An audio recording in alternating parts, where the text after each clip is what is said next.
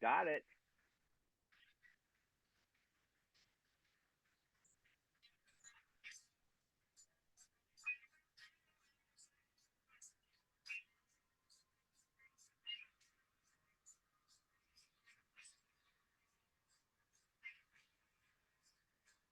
Playing the music.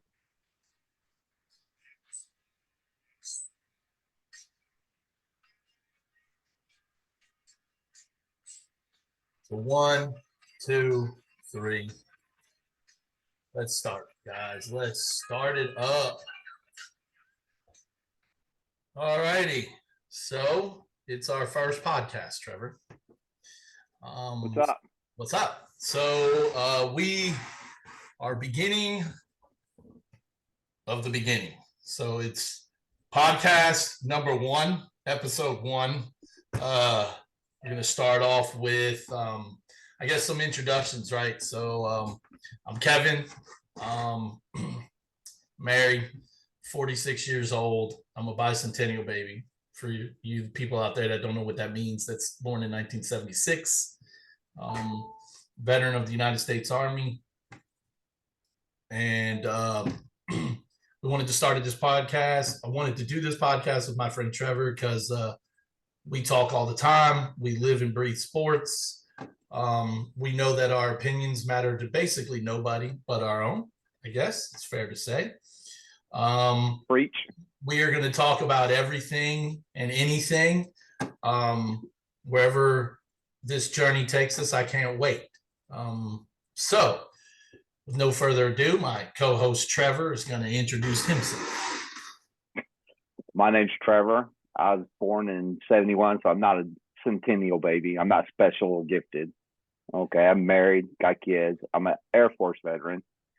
Kevin and I have been talking about doing this for a long, long time. So like you said, we talk about sports. We talk about all different kinds of things. And basically our opinions matter to nobody but us.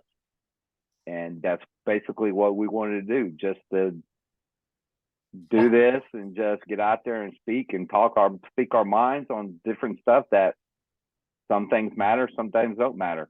And remember, it's an opinion piece. So it's our opinions. If you don't like it, that's it, right? Whatever. So, first of all, you're going to hear a lot of creaking in the background. I have a crappy chair. I will get a new one day. Well, you'll get creaky in the background with mine, but it's my freaking back. Your back. It's your back. Right. So today, I guess we're going to start off. I guess what the hell? We're just going to start off talking football because that's what we always talk. Well, the playoffs start tomorrow, so that's what we got to start, man. So let's just go ahead and, I don't know, dive right in. So let's start with the first game kicking off tomorrow at 3:30. We got the Seahawks and the 49ers. We got Mr. Irrelevant. Got Mr. That's all I got to say. Brock Purdy. That's all I got to say. Hey, man, he's played pretty well the last couple of weeks. I've watched him play the last 3 years at Iowa State, and he's been a bane in my Sooner side. I was glad to see him go, but you know what? He might not be the most talented guy, the biggest or strongest, but the kid's got heart and gut. And I just think it's funny that Mr. Irrelevant is in the playoffs and could be in the Super Bowl. Could be in the I would love nothing more than Mr. Irrelevant to make the Super Bowl. Now, I'm not a big Niners fan, but just to see Brock Purdy make it, it'd be awesome. Well, they're favored by 9.5 going into the game. It's tomorrow at 3:30 on Fox. That's Eastern time. The weather, it looks like. Well, I don't have a weather report. I'll get that. It's probably gonna be flooded because there's these. Yeah, they're having that. What do they call it? The cyclone bomb there. The cyclone flooding, whatever the crap is, the new name for whatever weather storm that comes through that side of the country that threatens everything in the world. So let's actually get to some games that I think you might care about. I'm being, Yeah, nobody cares. Nobody cares about the NFC East except for people in the NFC East. Okay, NFC has been relevant a lot the last half of my life, they've been really relevant. So moving on, we have the Chargers and Jaguars. Go Jags. Jags are 2.5-point dogs in this. It looks like you are looking live at TII Bank Field in Jacksonville. So they're a home dog, Trev. And it looks like it's going to be 47 degrees. That's kind of cold for Jacksonville. Clear skies, wind out of the southwest at 7 miles per hour. I don't think the Jags can do it. I think they have a lot of talent, with ETN and Trevor Lawrence is coming into his own now. I just think if the Chargers if their defense can stand up, I think, and they've leaned on their defense the last couple of weeks. So, I mean, I don't know. I mean, it's going to be an interesting game. I think it's going to be fun to watch. I think Lawrence is finally starting to become the guy that we all thought he was going to be, but with the fiasco with last year with Urban Meyer was just ridiculous. So that, and, being in Tennessee, so I'm a Titans fan, heartbreaking that we lost to them guys twice. Okay. Yeah. Okay. But the thing was, when they got rid of Urban Meyer and they hired Doug Peterson, I instantly went, oh shit. Well, Jags are in your division too. So because I saw what Doug Peterson did when he was in Philadelphia, okay, with Nick Foles, really? I mean, you win a Super Bowl with Nick Foles, okay, and now you got Trevor Lawrence, okay, and Doug Peterson was never a starter in an NFL. He was backup, but he backed up some of the best quarterbacks to ever play. Yep. He was behind Favre and Marino both. So you know what? Unless so who are you picking? Who are you picking? There it is. The first one. The first pick. So no, the first shot. I said San Diego. Oh my Lord. Well, San Diego. I guess I'll have a sip of this horrible Weller. That's just terrible. My infinity bottle. Oh, I like your infinity bottle.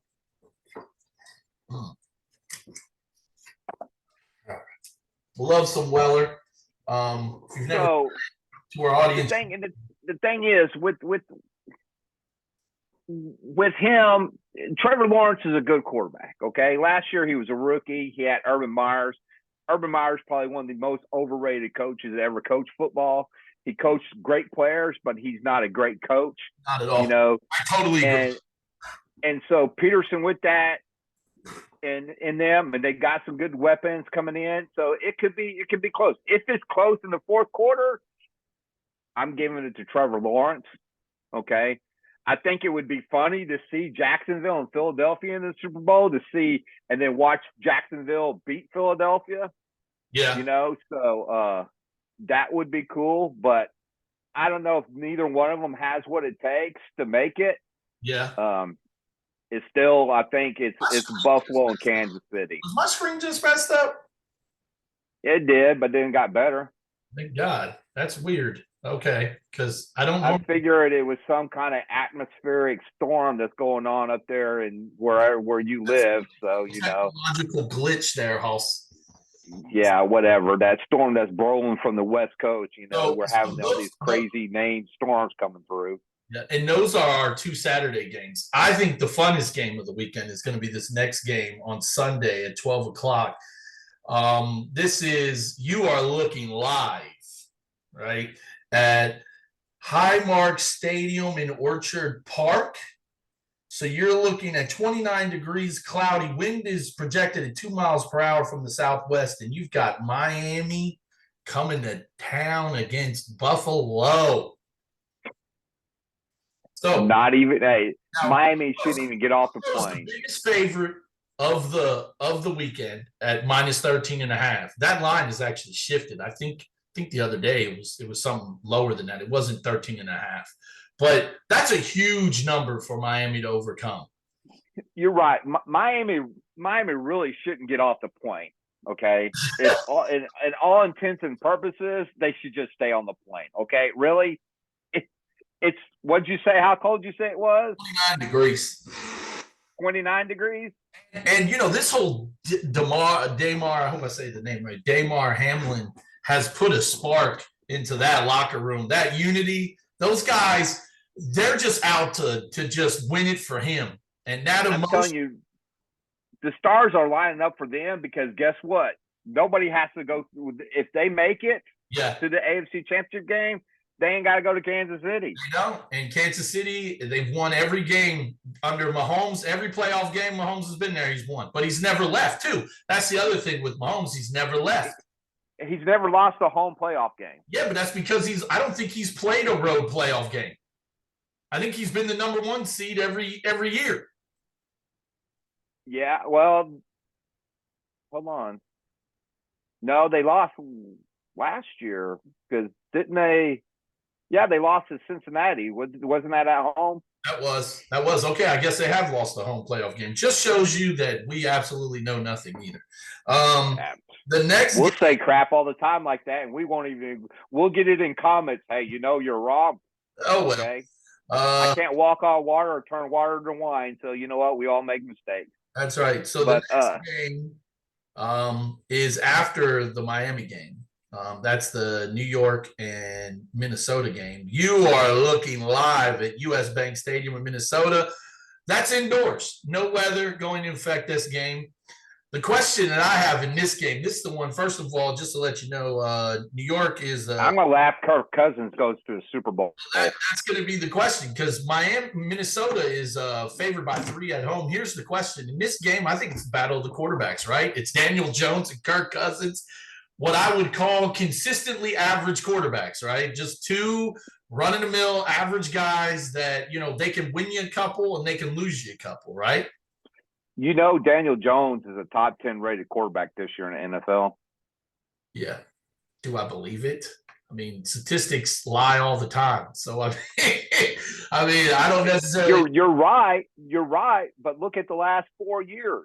He's had 1 year with Saquon. You're right. He's had crap wide receiver and crap coaching. Now he gets a good running back, some decent wide receivers, a freaking absolute legit defense. And guess what? And this is the thing. We say this all the time. We've talked about this all the time. This is what makes football the best team sport out there. It's because it's not all one person. You look at it and you say, okay, Daniel Jones is a good quarterback. Okay. And you said, is he a top 10 quarterback? No. But with a top 10 running back, a couple of decent wide receivers, a good tight end, a better offensive line, and a great defense. A lot of people don't think a defense matters to offense, but it does. I agree. If the defense can go out there and stop somebody, then the offense can do whatever they want. But if the offense has to be conservative because the defense isn't good, then so Minnesota wins this game because Minnesota's defense is better than the Giants' defense. I think if it comes down to where if it's within 10 points with 5 minutes left, Minnesota's in, okay?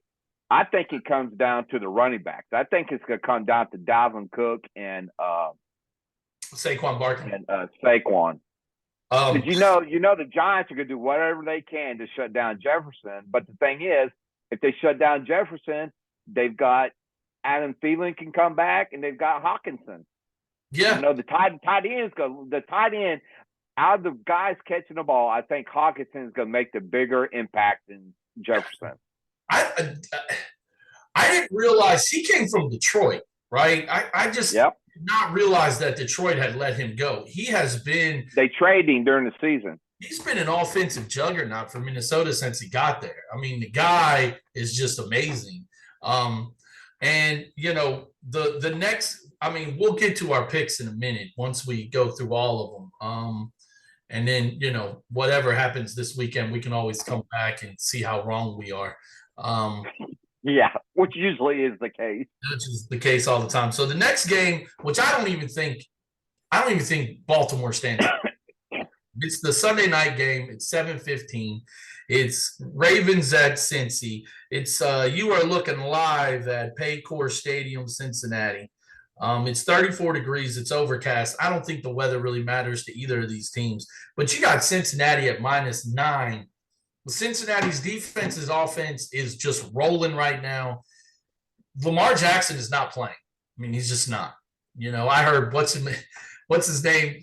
Shannon Sharp said it the other day. He said, or it was either Shannon Sharp or Skip. I can't remember who it was, but I think he hit the nail right on the head when he said, you didn't commit to Lamar early in the season with a new contract, so Lamar ain't committing to you in the postseason to play. So I think he's 100% right. I don't think we see Lamar at all during this postseason, especially not tomorrow night. So I don't see them winning without him. I like Huntley. I think he's a good quarterback. Could he play if he needed to? I don't know. But the question is, could he be ready? The question is, could he be ready for the Super Bowl? Yeah, but the question is, will he play? That's ultimately the question. Because Harbaugh's been talking about him being ready to play since week 12. And then it was like, well, maybe not. And then it was, well, you can't rush an injury. And then it was this. I mean, look, if Lamar walks out on that field tomorrow night, I think they have a chance to win. But without Lamar, I just don't see that happening. That's why I'm going with Cincinnati, definitely.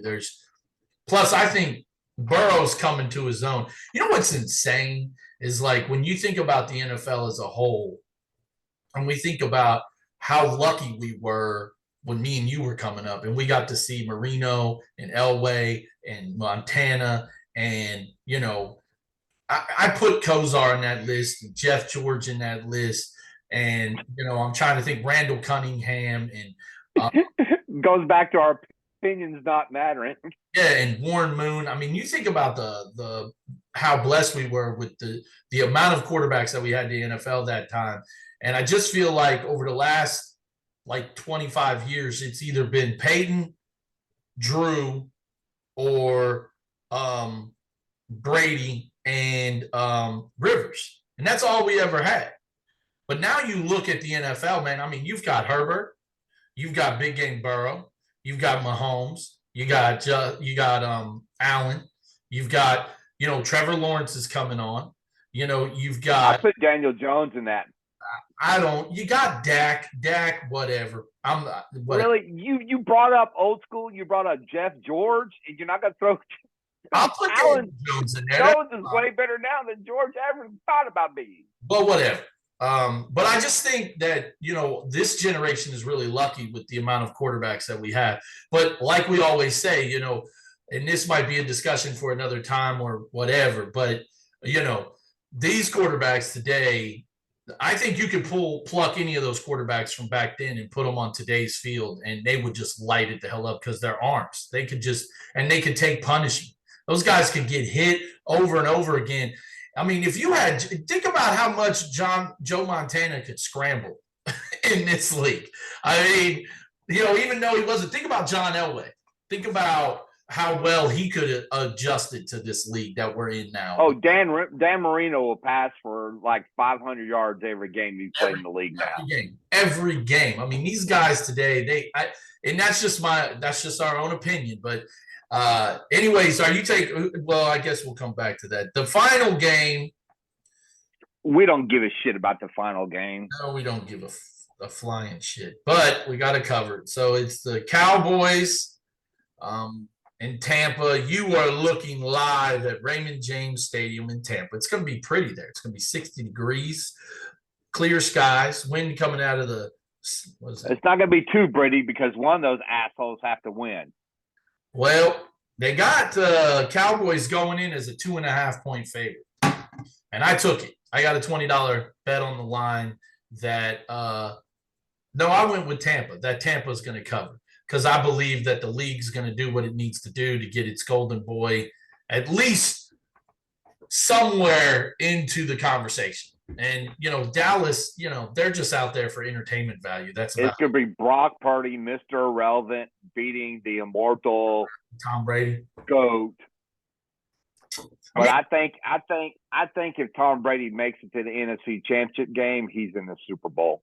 I don't think he makes it that far. I think Philadelphia. He shouldn't make it past Dallas. But the one division that was worse than ours, mine, the AFC South, was the NFC South. Yes, they were garbage. But that being said, Dallas, they played my team on Sunday, and we just embarrassed them with a first-time quarterback.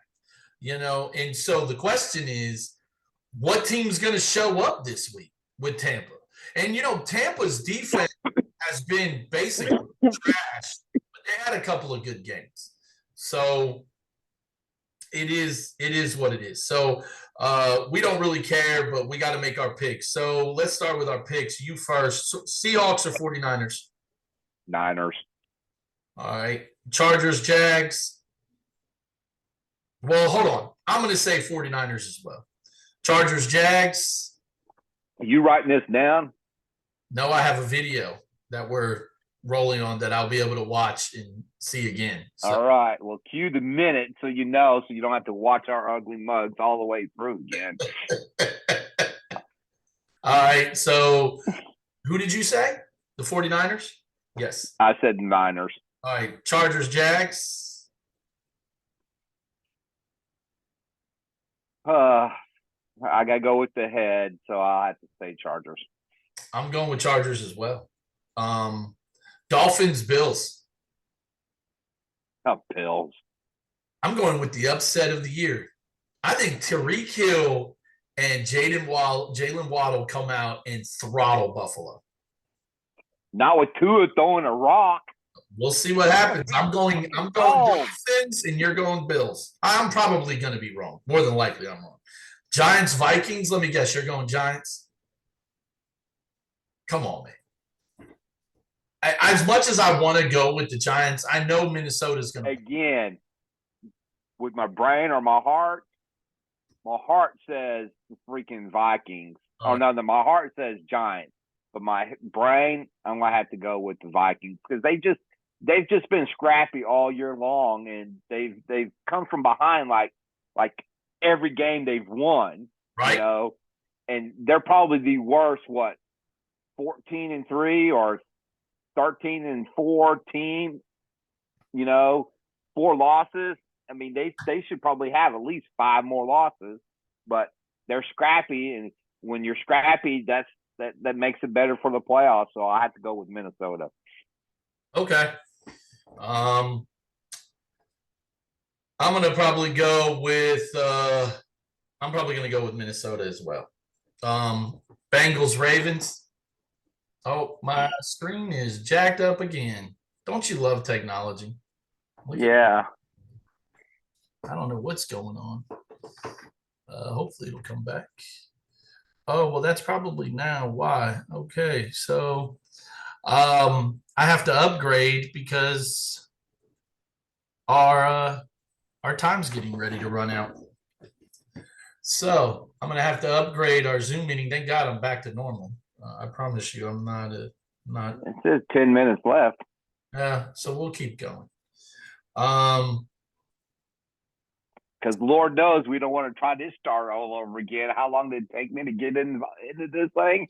I don't know. So anyways, we'll go with we both said the Vikings, right? So we're doing Bengals now. So who are you choosing?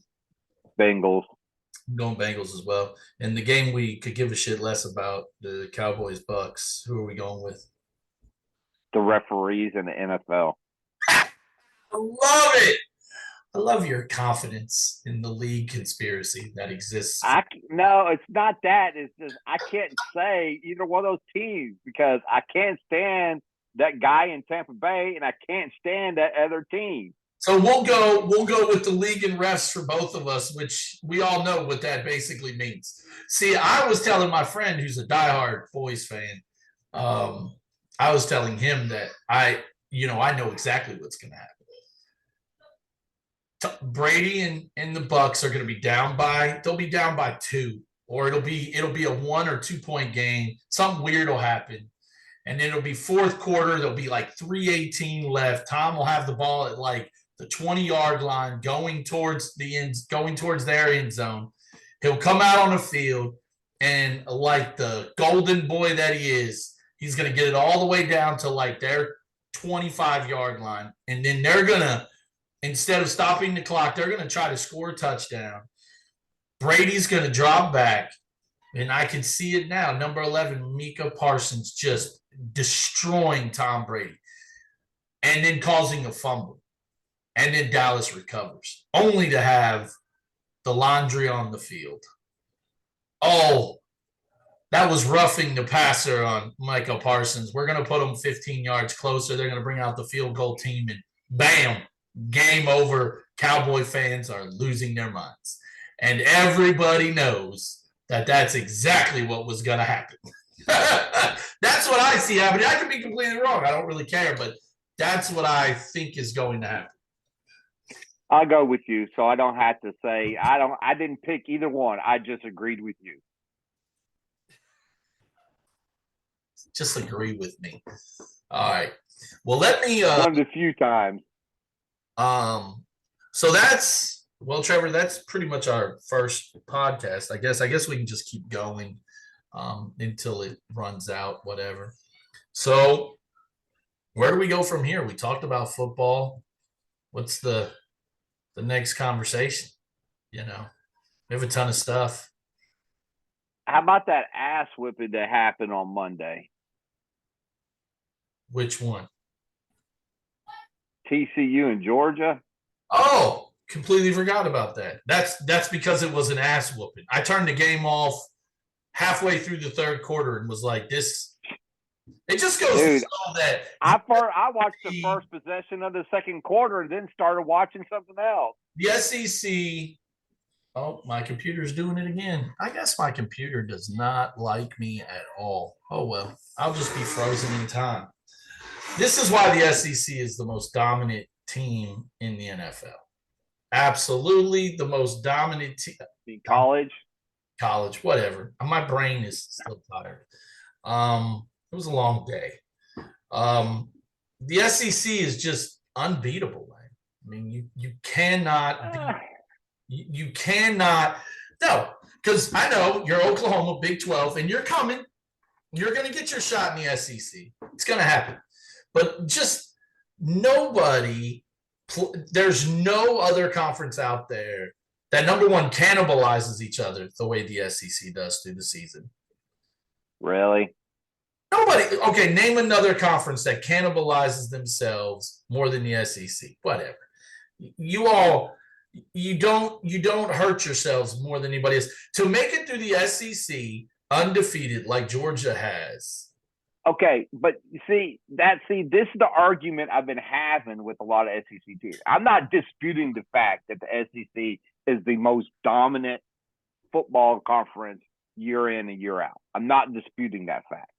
I dispute the fact that every year they're the best, because they're not, okay?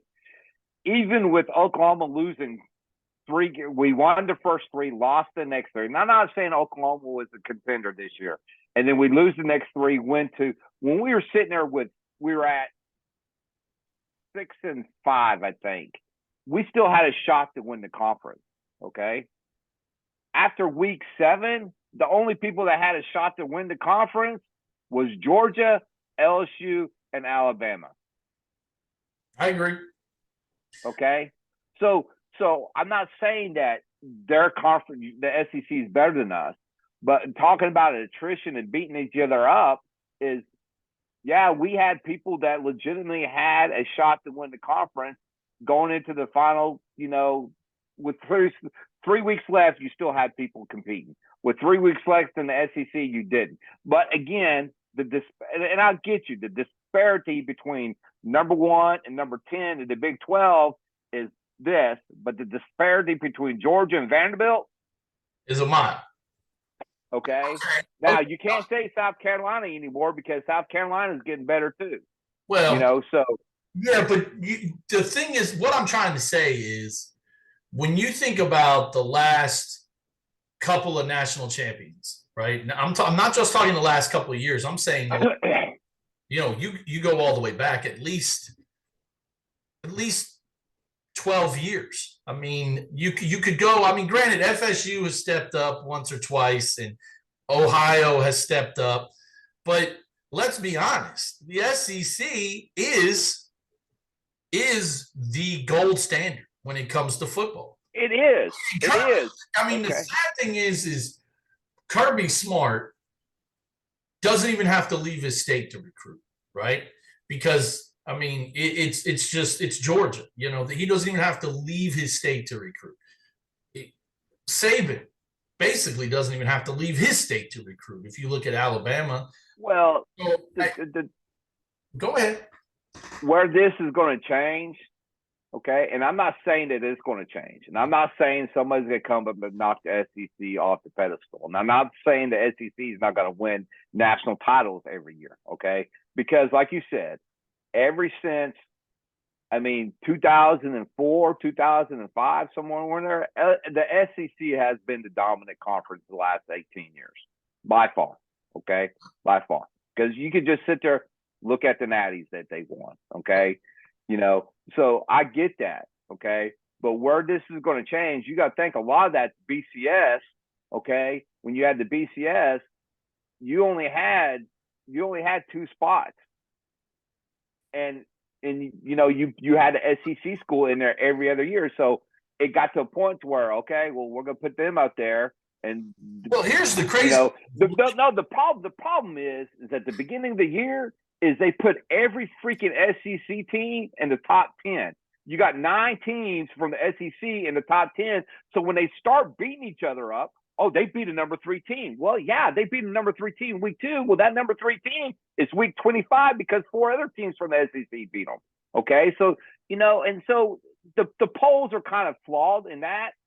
Where I think you're going to see the difference is when they expand the playoff. And again, I'm not saying one of those teams coming in at 12 teams or whatever, but that makes it, that opens it up to where the pool's not diluted down to first 2 teams, and now it's 4 teams. I agree, but I'm going to tell you right now, the minute they go to a 12-game playoff, you're going to have, I guarantee you, first couple of years of that 12-game playoff, you're going to have 4 SEC teams you watch playing to go to the national championship game. Nah,